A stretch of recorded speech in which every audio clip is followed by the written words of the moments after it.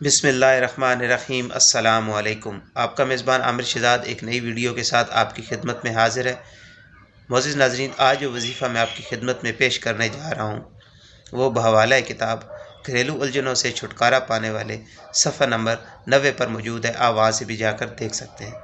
معزز ناظرین، بعض دفعہ ایسا ہوتا ہے کہ مکمل کوشش کے باوجود صحیح کیا گیا کام غلط ہو جاتا ہے، جس سے کافی پریشانی کا سامنا کرنا پڑتا ہے۔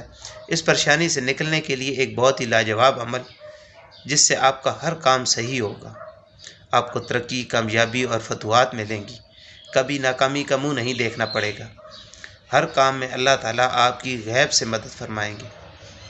بس پورے یقین اور توجہ کے ساتھ اس عمل کو اپنی زندگی میں شامل کر لیں اور اس عمل کے کمالات اپنی آنکھوں سے دیکھیں۔